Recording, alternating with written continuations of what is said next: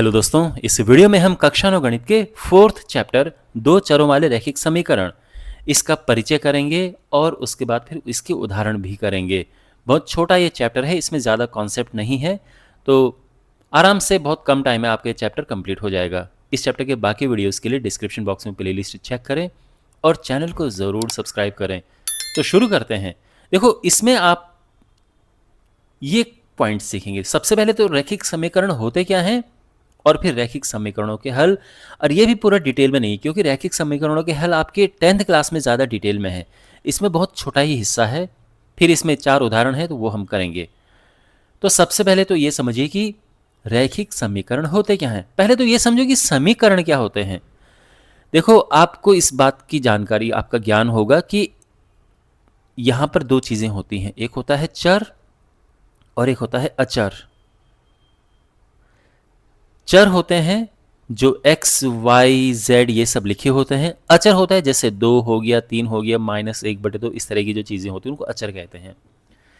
जब इनको हम इकट्ठा करते हैं, इनको कंबाइन करते हैं, तो हमारे पास इस तरह से बनता है। जैसे मान लो कि हमने लिख दिया 2x + y लिख दिया, या फिर हमने x - y लिख दिया, या फिर x + 6 लिख दिया। ये सब करके हम लिख सकते हैं। हम ये भी लिख सकते हैं कि x की घात 2 + 5, जैसे आपने बहुपद में पढ़ा था, तो उसमें भी मैंने वैसे ये चीज़ें समझाई हैं। तो ये सब, और जैसे इसके अलावा x + y², ये सब। तो ये सब जो मैं यहाँ पे लिख रहा हूँ इसको कहते हैं व्यंजक। व्यंजक। और कोई भी व्यंजक अगर आपके पास है, उसको अगर आपने बराबर करके 0 लिख दिया तो ये बन जाता है अब समीकरण। तो ये तो अभी है व्यंजक, लेकिन अगर मैं बराबर करके कुछ लिख दूं, 0 नहीं, 4 लिखूं, 5 लिखूं, x लिख दूं, कुछ भी लिख दूं, पर बराबर करके अगर मैं कुछ लिखता हूं तो इसको हम कहते हैं समीकरण। तो ये समीकरण बन चुका है जब हम बराबर करके कुछ लिखते हैं। जैसे ये व्यंजक है, लेकिन अगर मैंने बराबर करके कुछ लिख दिया, 5 लिख दिया, 10 लिख दिया, 0 लिख दिया, अब ये बन गया है समीकरण। ये समझिए आप। तो ये होते हैं समीकरण जब हम कुछ चरों और अचरों को आपस में मिलाते हैं और बराबर करके कुछ लिखते हैं, तो उनको हम समीकरण कहते हैं। अब समीकरण तो आपको समझ आ गया क्या होते हैं। अब समीकरण में रैखिक शब्द का मतलब समझो। रैखिक, तो देखो, रैखिक यहां पर होगा जिसकी घात 1 होगी। रैखिक जो होते हैं उसमें चरों की घात 1 होती है। जो चर होते हैं उसमें एक ही घात होती है, ध्यान रखना, 2 नहीं होगी। तो यहां पर चाहे एक चर हो या 2 से 1 से ज्यादा चर हो, लेकिन घात केवल 1 होगी। अब यहां पर देखो, अगर मैं इनकी ही बात करूं तो इनमें से रैखिक समीकरण कौन कौन से हैं। यहां पर x की घात क्या है, 1 है ना। देखो, जब घात लिखा हुआ नहीं होता है तो 1 माना जाता है, तो ये 1 है, यहां पे भी 1 है, तो ये रैखिक समीकरण है। ये है रैखिक समीकरण। क्यों? क्योंकि इसमें घात 1 है। ये भी, अच्छा, ये तो समीकरण है ही नहीं, समीकरण बनाने के लिए हमको बराबर करके कुछ लिखना पड़ेगा। मान लो मैंने 6 लिख दिया है, अब ये समीकरण बन गया है। अब यहां पर भी घात 1 है, ये 1 है, ये भी 1 है, तो ये है, ये भी रैखिक समीकरण है। रैखिक समीकरण, ठीक है ना। अच्छा, अगर हम इसकी बात करें तो अभी ये व्यंजक है, ये समीकरण नहीं है। बराबर करके मैंने कुछ लिख दिया, y लिख दिया या 0 लिख दिया, अब ये बन गया है समीकरण। लेकिन ये समीकरण तो है, लेकिन ये रैखिक नहीं है, क्योंकि यहां पर जो चर है उसकी घात 1 नहीं है, घात 2 है। तो 2 घात अगर है तो वो तब रैखिक नहीं है, ठीक है ना। तो ये रैखिक समीकरण नहीं है। यहां पर अगर मैं बराबर करके कुछ लिख देता हूं तो ये समीकरण तो बन जाता है, लेकिन साथ में रैखिक भी है। कैसे? क्योंकि जो इसमें चर है उसकी घात 1 है। तो अब आप रैखिक समीकरण समझ गए। ऐसे समीकरण जिसमें चरों की घात 1 होती है वो रैखिक समीकरण होते हैं, ठीक है। अब अगर मैं बात करूं इसकी अगर मैं बात करूं तो यह है दो चरों में रैखिक समीकरण। तो ये दो चरों वाला रैखिक समीकरण है। इसकी अगर मैं बात करूं तो ये एक चर वाला रैखिक समीकरण है। तो बेसिकली जो आपके चैप्टर का नाम है दो चरों वाला रैखिक समीकरण, उसमें आपके पास दो चर होंगे x और y, और उनकी घात एक एक होगी। तो यहां पर जैसे ये वाला समीकरण है, ये दो चरों वाला रैखिक समीकरण है। और एक और इंपॉर्टेंट बात यह है कि यहां पर ax plus B Y plus C is equal to 0, ये है दो चरों वाले रैखिक समीकरण का मानक रूप। इसका ध्यान रखना, ठीक है। अच्छा, तो यहां पर अभी तक आपने समझा व्यंजक क्या होते हैं, समीकरण क्या होते हैं, रैखिक समीकरण क्या होते हैं, और फिर दो चरों एक चरों वाला समीकरण या रैखिक समीकरण क्या होते हैं। ठीक है, ये सब क्लियर हो गया है। अब इसके बाद हम गुणांक की बात करते हैं, जैसे कभी कभार जरूरत पड़ जाती है। तो गुणांक किसे कहते हैं? तो अगर मान लीजिए लिखा है ax plus B Y plus C is equal to 0, तो यहां पर जो अगर मैं पूछूं आपसे कि x का गुणांक क्या है, तो क्या होगा यहां पर x का गुणांक? तो x के साथ में क्या लगा है? a लगा है, तो x का गुणांक a है। y का गुणांक क्या है? यहां पर y के साथ क्या लगा है? b लगा है। ओके, अगर मैं पूछूं z का गुणांक क्या है, तो z यहां पे दिख रहा है? नहीं दिख रहा है, तो z का गुणांक 0 हो गया। जो चीज़ है ही नहीं तो उसका गुणांक 0 हो गया। अगर मैं बात करूं 2x plus 6y is equal to 8 या 9 जो भी है, इसमें x का गुणांक ये है, इसमें y का गुणांक ये है, 6 है। सिंपल, समझ गए ना आप? तो ये तो है गुणांक। अब हम समीकरणों को हल करते हैं, रैखिक समीकरणों के हल। तो यहां पे आपको एक बात समझनी है कि अगर मेरे पास केवल है x प्लस 6 बराबर 0, ये एक चर वाला रैखिक समीकरण है। क्या है ये? ये है एक चर वाला रैखिक समीकरण। हम जब इसे हल करते हैं तो हम कहते हैं कि हमने इसको हल कर दिया है। तो हल अगर हम इसको करते हैं तो कैसे होगा? ये उधर जाएगा, तो हम ये कहेंगे कि ये हो चुका है x बराबर -6, और x का मान हम ज्ञात कर चुके हैं। तो यहाँ पर आपने क्या देखा कि अच्छा खासा x का मान ज्ञात हो चुका है, और ये एक ही मान होगा, इसके अलावा इस समीकरण का दूसरा मान नहीं निकलेगा। तो x का जो यहाँ पर मान आया है, x का जो हल है, ये अद्वितीय हल है। -6 x का अद्वितीय हल है, मतलब कोई दूसरा नहीं होगा इसका। हल कहो या मान कहो, x का मान अगर हमें कहना है, हम वो भी कह सकते हैं कि x का मान यहाँ से आया है -6। तो ये ध्यान रखना कि जब भी एक चर में समीकरण होता है, रैखिक समीकरण एक चर में होता है, उसका एक ही मान निकलता है, एक ही हल उसका आता है, एक ही अद्वितीय हल आता है। लेकिन यहीं पे अगर मैं लिखूं x plus Y is equal to 6, यह है दो चरों वाला रैखिक समीकरण। अब यहाँ पे हम अगर हल ज्ञात करने जाएं कि अब देखो यहाँ पे x और y है, तो दोनों के हमने मान ज्ञात करने हैं, दोनों का। तो इस समीकरण के हल कैसे होंगे? तो हम कहेंगे कि इस समीकरण के अनंत हल हैं। जैसे यहां पर इस समीकरण का अद्वितीय हल है ना? अगर हम यहां पर कहें दूसरी तरह से कि अद्वितीय का मतलब क्या होता है? अद्वितीय का मतलब जो कोई दूसरा ना हो। इस समीकरण का एक अद्वितीय हल है, और वो हल क्या है? x बराबर -6। यहां पर इस समीकरण के अनंत हल है। तो ध्यान रखना, अगर एक समीकरण हो, एक ही समीकरण हो, और दो चर हो या तीन चर हो या उससे ज्यादा हो, आपके पास उसे दो चरों वाले ही समीकरण मिलेगा, क्योंकि चैप्टर का नाम ही दो चरों वाले रैखिक समीकरण है। तो जब भी आपके पास ऐसा हो, तो उस केस में इसके अनंत हल होते हैं। ध्यान रखना, इसके अनंत हल होंगे।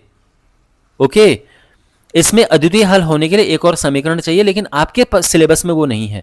अगर आपके पास एक समीकरण दिया है और आपसे ये पूछा है कि इसके हल ज्ञात कीजिए, तो आप कहोगे कि ये एक ही समीकरण है, लेकिन हमारे पास दो चर हैं, तो इसके अनंत हल होंगे।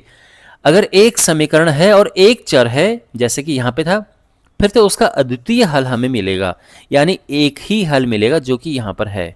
ये एक ही हल आया ना इसका। लेकिन अब हम इसको हल करने जाएंगे तो आपको ये पता चलेगा कि इसके अनंत हल हैं।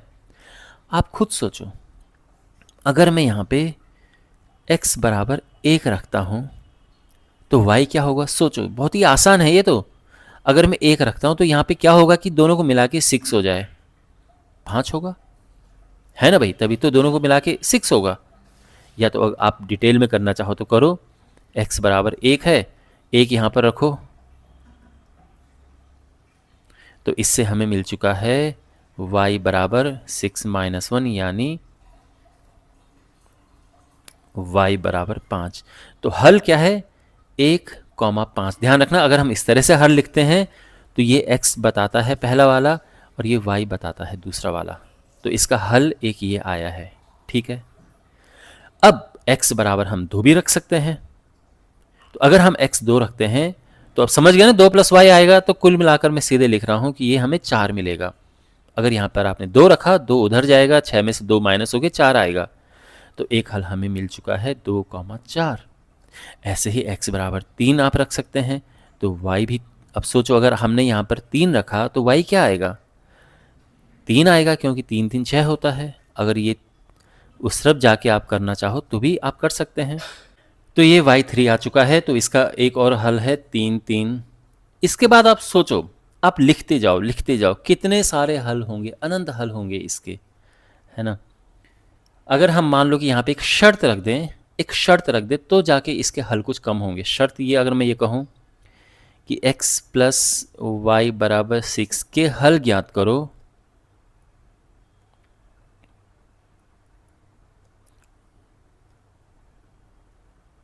जहां जो x और y हैं ये प्राकृतिक संख्याएं हैं।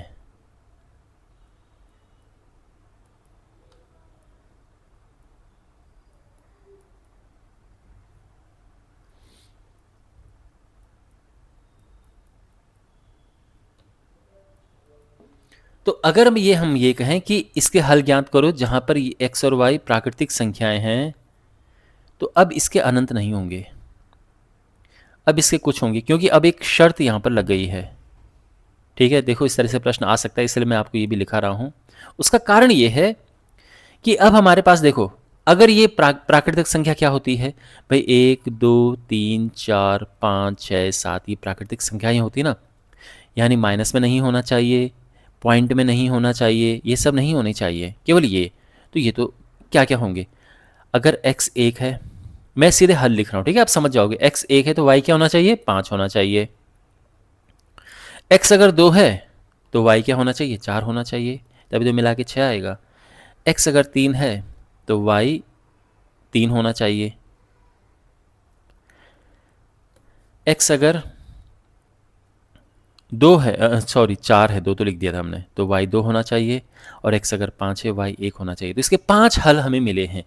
अगर आपको और ये अच्छी तरह से लिखना है तो आप यही लिख सकते हो कि x + y बराबर 6 है, तो इसका मतलब क्या है? y बराबर 6 - x है। अब एक एक करके रखते जाओ। x बराबर हमने 1 रखा यहाँ पर, तो y होगा 6 - 1 यानी 5। तो हल आए हैं 1 5, ठीक है ना? फिर x बराबर 2, y बराबर 6 - 2, ये 4, तो दूसरा हल आया है 2 4। ऐसे ही लिखने हैं तो ये सारे आ जाएंगे। अब आप ये सोच रहे होंगे कि सर फिर इसमें क्या अंतर है? ये भी तो आप सेम ही चीज बता रहे थे। एक अंतर है माय डियर, अंदर यह है कि यहां पर कोई शर्त नहीं रखी है कि एक्स वाई क्या होंगे। इस कारण से एक्स 0 भी हो सकता है। अगर x 0 होता है तो y क्या होगा? तो देखो, वैसे हम यहाँ पे भी ये शुरुआत कर सकते थे कि x + 6, अगर by the way x + y 6 है तो y होगा 6 - x। और अब रखते जाओ, अब x अगर हमने 0 रखा तो y हो जाएगा 6 - 0 यानी 6। x हम -1 भी तो रख सकते हैं, ना -1। तो y क्या होगा? 6 - -1 यानी 6 + 1, ये 7 हो जाएगा। ऐसे हम x बराबर -2 रख सकते हैं, तो फिर y ऐसे ही करके 8 आ जाएगा। फिर x बराबर -3 -4 कितना कुछ रख सकते हैं, x बराबर 100 रख सकते हैं, y भी कुछ ना कुछ तो आएगा ही आएगा ना। अब आपने देखा इसके अनंत हल आ रहे हैं, लेकिन हमने यहाँ पर एक प्रतिबंध रख दिया, एक शर्त रख दी है कि यह है कि x और y प्राकृतिक संख्याएं हैं।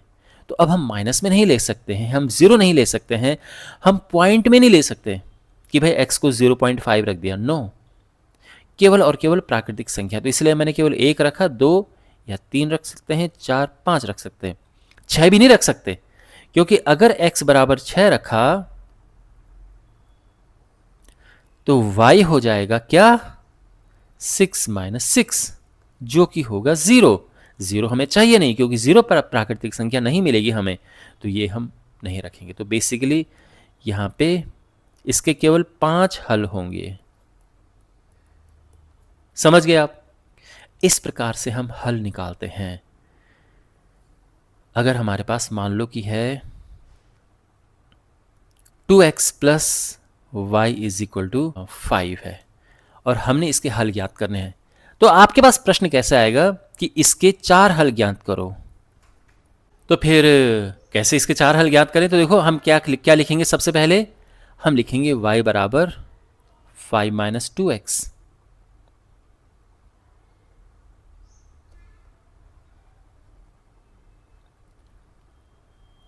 तो जो हमारे पास समीकरण है प्रश्न में दिया हुआ ये है ये, तो यहाँ से y आ जाएगा 5 - 2x।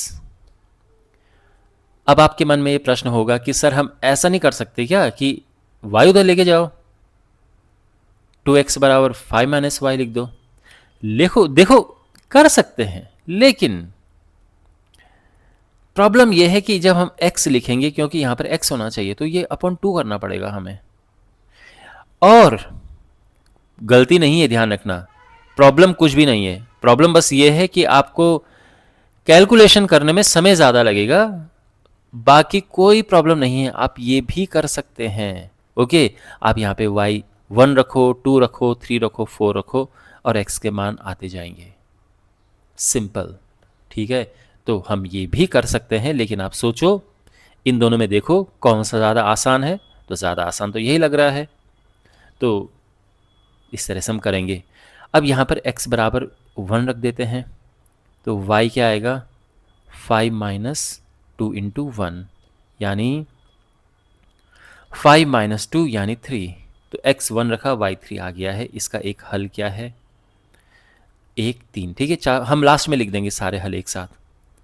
x बराबर 2 रखेंगे हम, तो y क्या आ रहा है, ध्यान रखना x की जगह पे 2 रखना है, 1। फिर x बराबर हम 3 रखते हैं, y बराबर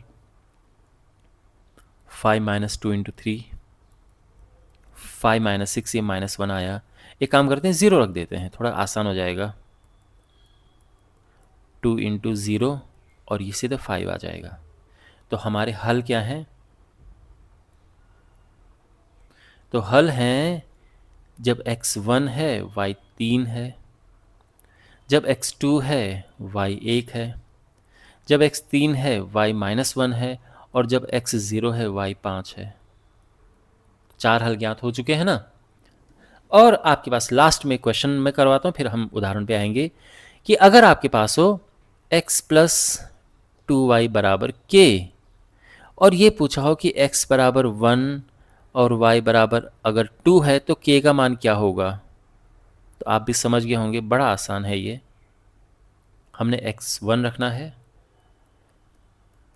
y 2 रखना है, तो ये हो जाएगा 1 + 4 = k और इस तरह से k आ चुका है 5। ठीक, सिंपल। और यही है इस चैप्टर में। और इसके बाद अब हम उदाहरण पे आते हैं और फिर इसकी एक्सरसाइज भी जल्दी से अपलोड हो जाएंगी। आज ही मैं सारे वीडियोज़ इसके अपलोड कर दूंगा, सबका लिंक आपको इस वीडियो के डिस्क्रिप्शन में मिल जाएगा। ओके, पहला उदाहरण है, नीचे दिए गए समीकरणों को ax + by + c = 0 के रूप में लिखिए और प्रत्येक स्थिति में a, b और c का मान ज्ञात कीजिए। तो यहाँ पर ये जो लिखा है ये दो चरों वाले रैखिक समीकरण का एक मानक रूप है। ठीक है, तो इनको पहले हमने मानक रूप में लिखना है और ए बी सी का मान याद करना है। तो पहला है ये, हमारे पास है 2x plus 3y is equal to 4.37। इसको इस रूप में लिखना है। क्या करना पड़ेगा, इसको लेफ्ट में लेके जाओ, 2x प्लस 3y माइनस 4.37, है ना, आ गया ना ये रूप। हम लिखेंगे वही कि यह, मतलब ये हमने लिख दिया है, जो कि ax plus by plus c is equal to 0 का रूप है। ठीक है, जहां a क्या है, अब देखो a यहां पर क्या है, a x के साथ, देखो हमने इन दोनों की तुलना करनी है, तो यहां पर x के साथ क्या है 2, यहां पे x के साथ a है, तो a2 हो गया। यहां पर क्या है, ये तो b क्या होगा, यहां पे b3 होगा, और c क्या होगा -4.37, और ये हमारा आंसर आ चुका है। सिंपल। ठीक है, ओके, सेकंड पार्ट करते हैं। अब हमने इसको इस रूप में लिखना है, तो क्या करेंगे हम, फिर वही है कि सबको बाईं तरफ लेके आओ, -√3y -4 इज इक्वल टू 0। तो ये आ गया है, तो हम लिखेंगे कि जो कि ax plus by plus c is equal to 0 का रूप है ना, ये इसका रूप है। और यहाँ a क्या है, x के साथ यहाँ पर a है, यहाँ पर क्या है x के साथ, x का कोफिशिएंट, x का गुणांक क्या है 1, y का गुणांक जो कि b होता है क्या है -√3, और c जो कि अचर पद है वो है ये। समझ आ गया? Okay, third part. अच्छा, तो देखो यहाँ पे क्या है कि बहुत सारे स्टूडेंट्स के मन में ये होगा कि अगर हम इसको, आप ये सोचोगे कि सर इसको लेफ्ट में लेके आओ क्योंकि सबको हमने बाएं पक्ष में रखना है। देखो हम कर सकते हैं, चलो बल्कि करते हैं ऐसा, ये प्लस में था, लेफ्ट में आएगा तो माइनस हो जाएगा, ये माइनस में है तो प्लस हो जाएगा, और ये तो पहले से ही लेफ्ट में था, अभी भी वही है, तो इस पर तो फर्क नहीं पड़ेगा। ठीक है, प्लस का प्लस ही रहेगा। लेकिन हमारा ये प्रयास होता है कि हम इसको प्लस में रखें, जितना हो सके इसको, इस वाले को प्लस में रखें। इसके लिए सबके चिन्ह हमें बदलने चाहिए, तो चिन्ह बदलेंगे तो ये माइनस का होगा प्लस, ये प्लस का माइनस, और ये प्लस का माइनस। ये आंसर आ चुका है। दूसरा तरीका ये है कि आप पूरा पलट दो, जो ये लिखा है उसको यहां लिखो, जो ये लिखा है उसको यहां लिखो, ऐसा हम कर सकते हैं। ओके, पूरा का पूरा पलट दो, और अब वहां से इधर लेके आ जाओ,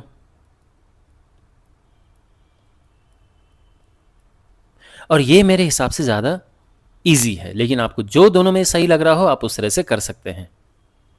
अच्छा, फिर तो हम लिखेंगे कि ये जो है ax plus by plus C is equal to 0 का रूप है, और यहां पर a क्या है, a यानी x का गुणांक वो है 5, b यानी y का गुणांक जो है -3, और c यानी जो अचर पद है वो है -4, और ये आंसर आ चुका है। ठीक है, अब यहां पर ये है, तो क्या करेंगे हम, सबको बाएं पक्ष में लेके आएंगे, तो ये हो गया बराबर 0।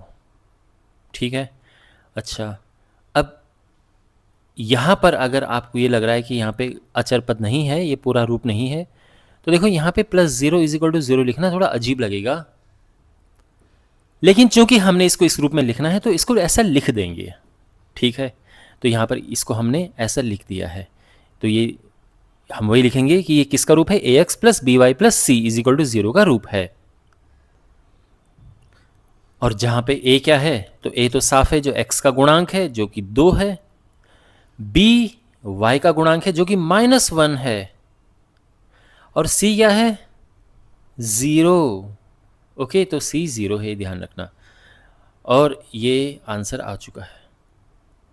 अच्छा, जस्ट मैं एक क्वेश्चन आपको बताना चाह रहा हूँ। मान लो कि उन्होंने केवल लिखा है कि x इज इक्वल टू 0, इसको लिखो अब रूप में, कैसे करोगे आप, तो आप क्या करोगे, अब y तो है नहीं यहाँ पे, तो y नहीं है तो इसको 0y कर दो, और c वाला हिस्सा भी नहीं तो उसको 0 लिख दो। तो ये हो गया है। और अब हो गया ना ये ax plus B Y plus C is equal to 0 का रूप आ गया, जहाँ पर a 1 है, b 0 है, c 0 है। तो ये ध्यान रखना, अगर आपके पास ये आता है तो उसको आप कैसे मानक रूप में लिखोगे, वो ये है तरीका लिखने का। क्लियर? ओके, तो ये एक एक्स्ट्रा अपनी तरफ से मैंने क्वेश्चन करवा दिया है, जिससे कि आपके कॉन्सेप्ट और स्ट्रांग हो। दूसरा उदाहरण है, निम्नलिखित में से प्रत्येक को दो चरों वाले रैखिक समीकरण के रूप में व्यक्त कीजिए। तो चलो, पहला है x इज इक्वल टू -5। तो इसमें क्या लिखा है, दो चरों वाले रैखिक समीकरण के रूप में, यानी इसमें x और y दोनों होने चाहिए। तो लेकिन इसमें तो केवल x है, तो फिर क्या करें? तो देखो, पहली बात तो ये है कि इसको इधर लेके आओ, तो ये हुआ x plus 5 is equal to 0। अब इसमें y, देखो इसमें x है और इसमें अचर पद है, क्योंकि इसको हमने किस रूप में लिखना है, इसको हमने ax plus B Y plus C is equal to 0 इस रूप में लिखना है। यही है दो चरों वाले रैखिक समीकरण का मानक रूप। ठीक है, इस रूप में लिखना है, कहने का ये मतलब है, वो ये कहना चाह रहा है।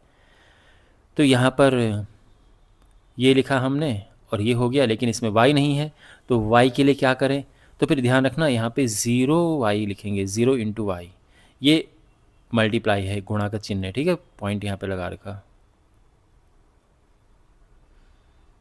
ओके, और आप चाहे तो ये लिख सकते हो कि यह दो चरों वाला रैखिक समीकरण का रूप है, या यह अभीष्ट समीकरण है।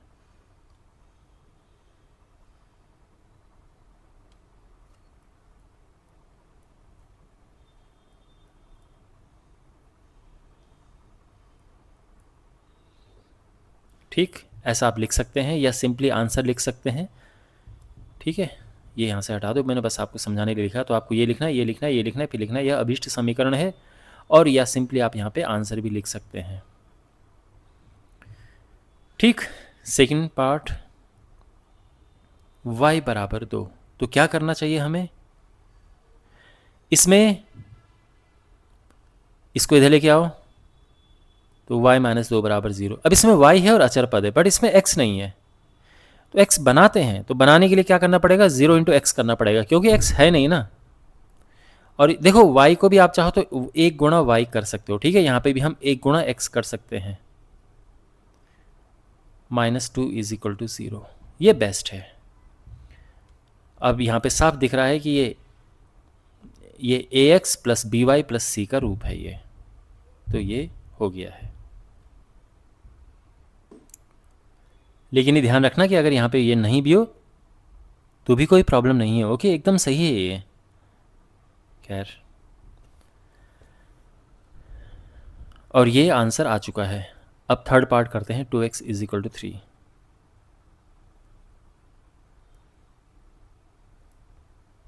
तो क्या करें हम इसको? तो 2x minus 3 is equal to 0, और अब इसमें y नहीं है, तो y के लिए क्या करेंगे हम? 0 इंटू वाई करेंगे। अब ये आंसर आ चुका है। Fourth, 5y is equal to 2। अब 2 को इस तरफ लेके आते हैं, लेकिन अब इसमें x नहीं है, तो क्या करेंगे हम? x नहीं है तो 0x, और यह आंसर है। तो आई होप आपको ये समझ आया होगा अच्छे से। उदाहरण संख्या 3 हमारे पास है। हमने इस समीकरण के 4 अलग अलग हल ज्ञात करने हैं। तो देखो, समीकरण हमारे पास है, हम इसको क्या लिख सकते हैं? ओके, और अब हम क्या करेंगे कि y के मान रखेंगे। देखो, बहुत सारे स्टूडेंट्स ये भी कह सकते हैं कि सर x को उधर क्यों लेके नहीं गए? ज़्यादातर तो x को लेके जाते हैं। देखो, आप कर सकते हैं ऐसा, लेकिन फिर प्रॉब्लम यह है कि आपको फिर 2 लेके नीचे लेके जाना होता, और ये थोड़ा मुश्किल हो रहा है। आप खुद सोचो, इसको हल करने में आसानी रहेगी या इसको हल करने में? तो हमें बस ये देखना होता है कि आसान क्या रहेगा, x ले जाना उधर आसान रहेगा या y ले जाना रहेगा, है ना? अगर दोनों में आसान है तो कोई भी लेके चले जाओ, और इस केस में तो खैर y को उधर ले जाना ज़्यादा समझदारी है। अब यहाँ पे हम क्या करेंगे, y लिखेंगे एक एक करके और फिर x निकालेंगे। तो y बराबर हम रखेंगे, सबसे पहले 0 रखते हैं, चलो ये बहुत आसान रहता है। तो अगर y बराबर 0 रखा तो x क्या होगा, 6 माइनस 0 यानी 6। तो एक हल क्या हो गया, x 6 है और y 0 है। ठीक, तो एक तो ये हो गया है। आप चाहो तो ये लास्ट में लिख देना। अब y बराबर 1 रखेंगे हम, तो x क्या होगा, ध्यान रखना y की जगह पर 1 रखना है हमने, तो ये आ गया है 4। अब y बराबर हम 2 रखेंगे, तो ध्यान रखना इसमें y की जगह पर 2 रखना है, और ये आ गया है 2। ठीक है ना। अब एक काम करते हो, आप 3 रख सकते हैं, चलो 3 ही रख देते हैं, लेकिन आप अगर माइनस में कुछ रखना चाहो तो वो भी रख सकते हो। ठीक है ना, जैसे -1 रख दिया, मतलब इससे चीज़ें इतनी आसान नहीं होंगी, लेकिन फिर भी चलो कुछ भी रख सकते हैं, कहने का ये मतलब है। ठीक है, 3 रखना वैसे ज़्यादा आसान होता है, लेकिन फिर भी मैं एक रख रहा हूँ ताकि थोड़ा सा ये आपको भी पता चले कि माइनस भी अगर रखना तो कैसे रखेंगे हम, तो यहाँ पे माइनस भी रख सकते हैं। तो अब हमारे आंसर्स क्या हैं, तो हमारे हल हैं, एक तो ध्यान रखना पहले x आता है, फिर y आता है, फिर 4 1, फिर 2 2, फिर 8 -1। ठीक है, और ये आंसर आ चुका है। तो आई होप आपको समझ आया होगा। अब हमारे पास है ये लास्ट उदाहरण। यहाँ पर क्या लिखा है, निम्नलिखित समीकरणों में से प्रत्येक समीकरण के 2 हल ज्ञात कीजिए। तो हमने हर एक के 2 हल ज्ञात करने हैं, लेकिन ये जो क्वेश्चन है पिछले क्वेश्चन से थोड़ा अलग है। किस प्रकार से अलग है, अब यहाँ पे देखो, यहाँ पे ऐसा है कि अगर आप इसको उधर लेके जाएं तो भी इतना आसान नहीं होगा, इसको उधर लेके जाएं तो भी इतना आसान नहीं होगा, फिर क्या करें। तो देखो, अब किसी को भी उधर लेके जाओ कुछ फ़र्क नहीं पड़ता है। अब हमने यहाँ पे कितने हल ज्ञात करने हैं, 2 हल ज्ञात करने हैं, इस बात पे भी आपको ध्यान देना है। 2 हल ज्ञात करने हैं। देखो, जब 2 हल ज्ञात करने की बात आती है तो सबसे आसान तरीका क्या है, सबसे आसान कि x को 0 रखो, y निकाल दो, फिर y को 0 रखो और x निकाल दो। ये सबसे आसान चीज़ है, ये हमेशा ध्यान रखना अगर 2 हल ज्ञात करने हो तो। ठीक है, तो हम यहाँ पर वही करेंगे कि x को हम रखेंगे 0। ओके, होने को वैसे भी हो सकता है कि आप इसको उधर लेके जाओ तो हो जाएगा 3y बराबर 12 - 4x, और फिर ये 3 नीचे आ जाएगा, और फिर 3 नीचे आ जाएगा, फिर x 0 रखो, हो तब भी जाएगा। ठीक है ना, और डायरेक्ट पुट करते हैं तो भी हो जाएगा। अब x को हमने 0 रखा तो क्या होगा, 4 गुणा 0 प्लस 3y बराबर हुआ 12, ये हुआ 0 12। अब ये तो हटी है यहाँ से, तो y आ जाएगा 12/3 यानी 4। तो इसका हल है, अगर x 0 है y 4 है। और अब y 0 पुट करो, y यहाँ पर 0 रखो तो क्या होगा, सॉरी 4x है, y 0 है, तो ये तो 0 हो गया। 4x बराबर आया 12 और x बराबर 12/4 यानी 3। तो इसके हल क्या है, x 3 है और y 4 है, y 0 है। ध्यान रखना पहले x लिखा जाता है फिर y लिखा जाता है। और ये हमारे पास हल हो गए हैं। तो हमारे जो हल हैं क्या हैं, एक तो 0 4 है और दूसरा 3 0 है। ये आंसर बिल्कुल परफेक्ट सोल्यूशन है, ये बेस्ट सोल्यूशन है। ठीक है, बाकी होने को तो आप x को 1 रखो तो भी आंसर आएगा, 2 रखो तो भी आएगा, 3 रखो तो भी आएगा, आता ही रहेगा, कोई दिक्कत नहीं है। ठीक है ना, आंसर चाहे पूरा नंबर ना आए, हो सकता है भिन्न में आए, हो सकता है दशमलव में आए, पर सभी आंसर होंगे, कोई दिक्कत नहीं है। तो रखने को तो आप x 0 की जगह पे 1 भी रख सकते थे, 2 भी रख सकते थे, कुछ भी रख सकते थे, आंसर तो भी आएगा। ठीक है, ये ध्यान रखना। लेकिन मैंने जैसे कहा सबसे आसान क्या है वो मैंने आपको बता दिया। सेकेंड पार्ट क्या है, 2x + 5y = 0। अब यहाँ पे हमने 2 हल ज्ञात करना है। अब यहाँ पे अगर आप ये सोच रहे होंगे कि पहले x को 0 पुट करो, y निकाल दो, फिर y को 0 पुट करो, x निकाल दो, तो ये बात यहाँ पर पूरी तरह से नहीं होगी। देखो, अगर यहाँ x को 0 पुट करते हैं तो y क्या आएगा, देखो 2 गुणा 0, 5y इज इक्वल टू 0, ये हुआ 0, तो केवल बचा 5y बराबर 0, और ये 5 नीचे जाएगा तो भी 0 आ जाएगा। तो ध्यान रखना क्या आया यहाँ पे, x 0 है, y 0 है। तो अब y 0 पुट करने की ज़रूरत नहीं है, क्योंकि उसने फिर x 0 ही आना है, तो दोबारा आप 0 0 नहीं लिखेंगे, ठीक है ना। तो कहने का ये मतलब है कि जब यहाँ पर 0 0 आ गए हैं तो दोबारा अब हमें y 0 रखने की ज़रूरत नहीं है। अब कुछ और रखो, कुछ और रखो, तो क्या रखोगे, तो हमारे पास ये है, तो अब x को आप 1 रख सकते हो, 2 रख सकते हो, ठीक है ना। या एक काम करो, हमारे पास है 2x plus 5y is equal to 0, 5y बराबर होगा -2x, और y आ जाएगा, ठीक है। अब आप ये सोचोगे सर इतना मेहनत क्यों किया आपने, सीधा कुछ रख देते x, वो भी रख सकते थे, लेकिन एक चीज़ देखो, यहाँ पर मैंने इसको इस तरह से लिख दिया है। अब देखो x हम क्या रखें कि 5 कट जाए, तो आप कहोगे कि अगर ऐसी बात है तो x को 5 रख दो, तो 5 से 5 कट जाएगा। यस, हम वही करेंगे। अब x बराबर हम 5 रखेंगे, तो y हो जाएगा -2 गुणा 5/5, 5 से 5 कटा, ये -2 आ गया है, और इसका हल है 5 - 2। ओके, हम यहाँ पे x को 10 भी रख सकते थे तो भी कट जाता, और नहीं भी कटता तो कोई चिंता वाली बात नहीं है। ऐसा नहीं है कि अगर मान लो कि x मैंने 1 लिया तो ये हो जाएगा 2 × 1 plus 5y is equal to 0, 2 + 5y हुआ 0, और y हो जाएगा, मतलब ये उधर जाएगा, -2 हो जाएगा, और 5 नीचे आ जाएगा।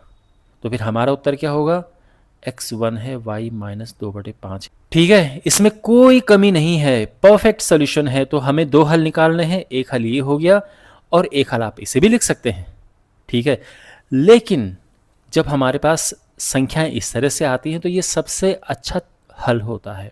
भिन्न में अगर ना हो तो आप अपनी ऐसी आदत डालो कि जो आपका आंसर आए वो भिन्न में ना हो। ये मैं फिर से कह रहा हूँ, अगर आप उत्तर में ये लिखते हो, अगर आप कहते हो कि भाई मेरे 2 उत्तर आ गए हैं, एक ये है और एक ये है, आपको पूरे नंबर मिलेंगे, पूरे, ठीक है। लेकिन फिर भी मैं ये कह रहा हूँ कि आप ऐसी प्रैक्टिस करो, ऐसी आदत डालो अपनी कि जो संख्याएं आए वो भिन्न में ना आए, जहां तक हो सके। ओके, अगर ऐसा हो रहा है कि समझ ही में नहीं आ रहा है फिर तो कोई बात नहीं है। लेकिन अगर अब जैसे यहाँ पे हम ऐसा सोच सकते थे कि अगर हम x को ये रख दें तो y एक सीधा नंबर आ जाएगा, भिन्न में नहीं आएगा। ये हमने सोचा ना, सोच विचार किया है यहाँ पे, तो ये आ गया है। तो ऐसी आप अपनी प्रैक्टिस रखो, ऐसी आदत डालो कि भिन्न में जहाँ तक हो सके ना आए। ओके, लेकिन आएगा तो गलत नहीं होगा, इस बात का ध्यान रखना। मैं ये क्यों कह रहा हूँ, क्योंकि किसी क्लासेस में आप ये भी पढ़ेंगे जहाँ पे आपको ये इसमें ग्राफ पेपर में ये ड्रॉ करना होगा। तो भिन्न वाली संख्याओं को ग्राफ में अंकित करना, निरूपित करना मुश्किल होता है थोड़ा। इसीलिए मैं कह रहा हूँ कि आप ये इसकी आदत डालो, ठीक है ना। आप, आई होप आपको समझ आ रहा होगा। तो ये हमारे हल हो गए हैं इस तरह से। ओके, अब नेक्स्ट हमारे पास है ये। अब इसके 2 हल पूछे गए हैं, 2 हल। आपको क्या लगता है इसके 2 हल कैसे होंगे? तो देखो यहाँ पर क्या है कि x तो है नहीं, केवल y है यहाँ पे, तो x कुछ भी नहीं है। तो जब x कुछ भी नहीं है तो फिर x को, तो अब यहाँ पे आप देखो तीसरा वाला मैं यहीं पे हल कर रहा हूँ। 3y + 4 is equal to 0। यहाँ पे 3y क्या आएगा, -4, और y आ जाएगा -4/3। तो y तो ये आ गया है। अब ध्यान रखना यहाँ पे तो y भिन्न में ही आना था, ठीक है। हम कुछ भी करें तो y बिना भिन्न के नहीं आएगा, ये हल है। लेकिन यहाँ पर हमने x का मान भी ये लिखना है, क्योंकि क्योंकि हमसे ये उम्मीद की जा रही है कि ये दो रेखाओं वाला, दो चरों वाला रैखिक समीकरण है। तो ये मानकर चलो कि यहाँ पर ये है 0x plus 3y plus 4 is equal to 0। आप ये मानकर चलो कि यहाँ पर इस तरह से है ये। तो x क्या रखें? तो देखो x 0x है, तो x अगर कुछ भी रखें तो y पे फ़र्क नहीं पड़ेगा। तो इसलिए आप क्या लिख सकते हो कि भाई एक आंसर तो हमारा 1 कॉमा, यानी एक मैंने x1 ले लिया, एक मैंने x2 ले लिया, तो ये दोनों हमारे आंसर हो गए हैं। ठीक, आप 0 ले लो, आप 3 ले लो, 4 ले लो, x कुछ भी ले सकते हैं, क्योंकि x तो यहाँ है ही नहीं। तो जब x है ही नहीं, लेकिन ध्यान रखना ये नहीं है, लेकिन फिर भी हमने इसको हल करना है दो चरों वाले रैखिक समीकरण को ध्यान में रखकर, यानी हमें x की भी वैल्यू चाहिए, x का मान चाहिए। तो कैसे करें? तो यहाँ पे सब, अब एक काम करो, मैं अलग से करता हूँ इसको। 3y plus 4 is equal to 0, 3y plus 4 is equal to 0। तो यहाँ पर ये जो समीकरण है 0x plus 3y plus 4 is equal to 0, इस तरह से ये है ना। तो यहाँ पर अगर मान लो, देखो वैसे तो हम देखें इसको हल करके, तो 3y इज इक्वल टू -4 आ रहा है और y आ रहा है -4/3, है ना। लेकिन अब हम क्या करेंगे, x 1 रखेंगे, फिर x को हम 2 रखेंगे, हम 3 4 ये भी रख सकते हैं, ठीक है ना। तो ये हो चुके हैं हमारे आंसर। इस तरह से ये क्वेश्चन सॉल्व होगा। केवल जिसमें y होगा तो x हम कुछ भी रख सकते हैं। आई होप आपको समझ आ गया होगा। इसी के साथ ये वीडियो समाप्त होता है। इसमें मैंने आपको पूरा बेसिक समझाया इस चैप्टर का। इसके बाकी वीडियोस आपको डिस्क्रिप्शन बॉक्स में और ये सामने जो आपको दिख रहा होगा प्लेलिस्ट, उसमें आपको सारी वीडियोस मिल जाएंगे। उसमें क्लिक करें और बाकी वीडियोस प्राप्त करें। चैनल को ज़रूर सब्सक्राइब करें और इस वीडियो को ग्रो करने में अपना सहयोग दें। मिलते हैं अगले वीडियो में। Take care.